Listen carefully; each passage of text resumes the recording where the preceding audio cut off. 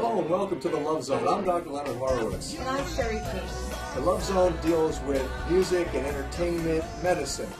We saw this wonderful film the other day called The Help, and it was based on times of segregation between blacks and whites.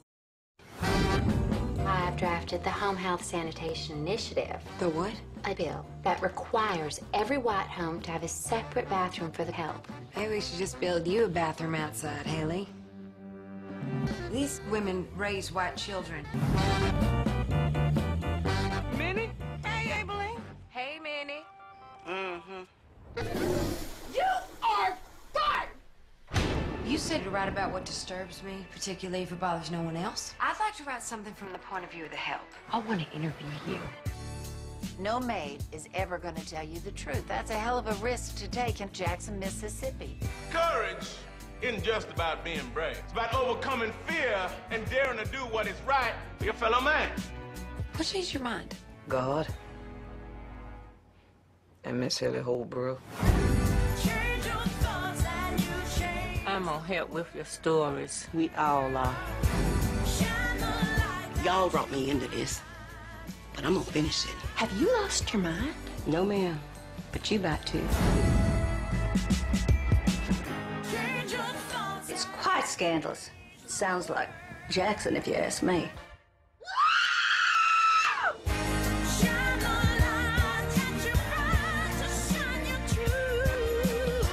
You tell Abilene. Do I have plans for her?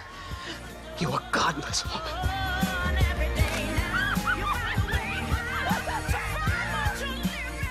We gone done it now.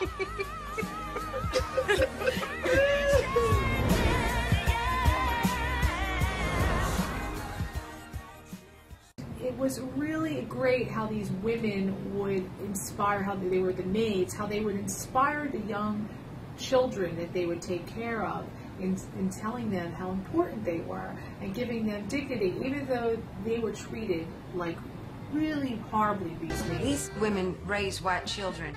We love them and they love us, but they can't even use the toilets in our houses. They were all amazing women, these maids, and they would just be so uplifting to the children of the people who were treating them bad. You is kind, you is smart, you is important, you is smart, you is kind, you is important. That's so good. I mean, because the people who treated them bad also treated their children bad, and so it was like these people that are bad are generally bad. It's really no discrimination in that. Even when people are young and they're mean, it's like when they grow up, they really don't change that much. You know, we have to forgive them. But if you notice, and from my experiences, I've noticed that mean children grow up to be mean adults, and there's really no. I don't know what to do to wake up those people, and that's why we hope with this program we can do that. Now, I'm just noticing in this article that I just pulled up, Israel right now, they are trying to put mandatory segregation between men and women on riding public transportation. So they want women to ride on separate buses than men, and they want to exclude them from the public domain. This is the ultra-Orthodox religious segment in Israel. I'm sure that they don't have a consensus, but it's interesting and it speaks to this issue of segregation, division between we the people. What is this? Don't you think that this is part of a global anti-Semitism and an anti-Zionist and or pro-Zionist? Because some of our research shows that in the groups that are angry about Zionism and publishing propaganda that's anti-Zionistic, it turns out that some leading Zionists and Zionist organizations, those who are involved in advancing a new world order, if you will, are actually funding the most violent and the most outspoken of all of the anti-Zionist groups. So, and the white supremacists as well. And exactly. So there you have white supremacy, you have sexism, you have racism. Division. You have these gross, fictionally created divisions. In fact, the fictions created by the mainstream media affect the mass mind, and it is through this mass mind manipulation that population control, population manipulation, and virtually an enslavement of humanity's core values and freedom have taken place. Because again, what is a political agenda? It responds typically to fear. What are you afraid of? Whether it's an infectious disease or whether it's an attack by some perceived enemy, that is fear inducing, and ultimately that's what political agendas and financial agendas are invested in, this kind of undermining dissonance. Well, you know, it's definitely, when you look at what these agendas are and you see these people that are creating a separatist attitude toward women, when you look at it, it's really, I mean, unbelievable that this could happen today. But you also wonder, like, who's behind it and why they're doing what they're doing. It's definitely a reason for them to create more hatred, for people to have this hatred toward Jewish people, blaming them, oh, this is the way they treat the women over there. When in reality, it's one sect of people. When you go to anything that's right-winged, extremist, anything extremist, when you go to extremist viewpoints, it can tend to be not loving. It's damaging to human beings. It's damaging to our society. It is degrading to civilization. In fact, it is not civilized at all when you have hate and fear motivating you and creating dissonance and division between we the people, male or female, black or white, gay versus straight, Jew versus Gentile, Christian versus Muslim. All of these divisions, these false divisions, have been generated. It can be separating, and there could be dissonance involved in any extreme if you go within any religion. But you know, what's interesting is philosophically and even scientifically, when you go to the max of the extreme, it forms a circle. So you just revolution. You have an evolution back to the beginning. A great example of that is look, for example, at the vaccination issue, whereby now liberalists are promoting the governors of Texas and California's agenda to have mandatory vaccinations given to children without parental consent. That's a liberal agenda, but yet it is a very ultimately conservative mandate that you can't even imagine if you're engaged in understanding what the risks of vaccinations are to begin with, and then what are the political aspects and challenges in public health administration of this healthcare policy. You have to look at the psychosociology. What do people think about vaccinations, first of all? And what is the differences between, let's say, a liberal versus a conservative on the issue of mandatory vaccination? And then it was a great example of how ultimately the farther left you go, you end up being ultimately highly conservative and, in fact, virtually fascist in many ways. Well, what's interesting also, and I agree with you that, yeah, you have to go full circle in order to come around. Well, what kind of love do these people have for their own mothers that they would actually put this law into place? I mean, well, I think, again, it's an insane type of thing. Why would you revert back to the division that was clearly here in the United States against black people, as the film The Help beautifully showed? Is you've got a problem with the way, like you say, people think. If you're a white person and you're pointing your finger at what the problems you perceive in a black person, or if you're a Christian and you're pointing your finger at a Muslim, or if you're a Jew pointing your finger at a Palestinian, ultimately what you're doing is you're violating any sense of righteousness, because that word righteousness means right standing. We now have in science where we need to be standing is in the universal law, out of which man's laws have come. That standing, virtually in the kingdom of heaven, is associated with a musical, mathematical matrix that is consistent universally. It heralds 528 frequency at its core.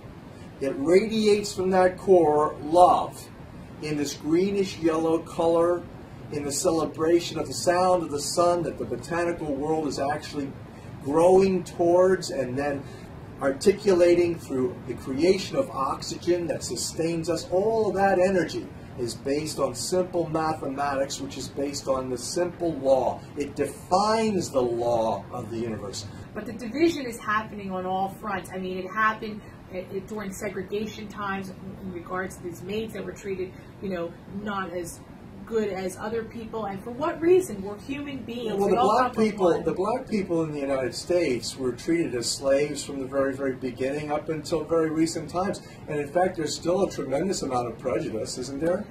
There is, and there's prejudice against Jews as well. It's still happening. And there's prejudice against Muslims. Yes. And so, again, there's a basic fundamental division between people. What's that about? What is the remedy for that? Well, the divisions are kept in place to create the war and hostility that happens in the world. And without that, if we all have peace, and that's why we want to talk to you more about 528 Hertz. If we all come to peace, then there's no room for this to happen with the separation. If we realize and we all are in love, then there's no room for racism, there's no room for segregation or separatism. This is where we need to go. And so who's making the money between the sexes and the division? Well, at the highest levels, I always say that there is no gender difference at the highest levels. I believe that, yes, it's a lot of very extremely wealthy people that sit down and make the decisions on who and what, and who should get along and who shouldn't get along, and create the divisions in people. And this has been happening since the times of the Bible. You can read the Bible and you can see the divisions in the Bible. It was put in place by man. It wasn't something that like Jesus or God would have wanted from us. There is no light God or light entity in this world that wants division between people. So well, wait a second. I got a question for you then.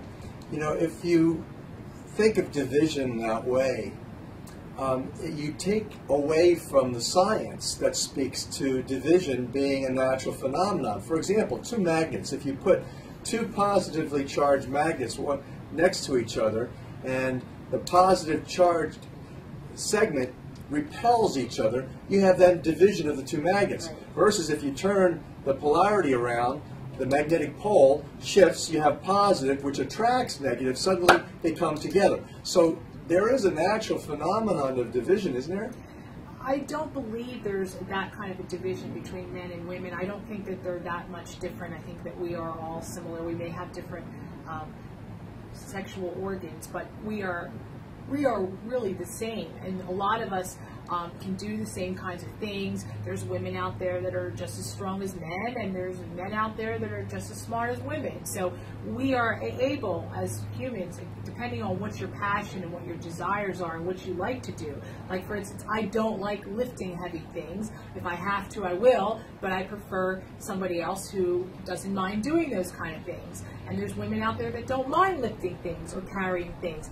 And it's not just a man's job. So for anybody to say, well, this is a man's job or this is a woman's job, that's where the differences occur. And they were established early on women as being the weaker gender, women being weaker in the sense of physicality. Also women were supposedly weaker emotionally.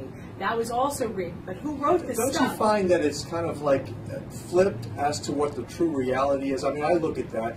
I look at why would, for example, blacks and Jews be persecuted? Why would it be that apparently the most spirit-filled people, the Jews are supposed to be the chosen ones, the black people are supposed to have soul, they're soul people, why would they be exclusively targeted for virtual genocide? You know, World War II, and even currently today, you still have gross divisions and gross racism going on.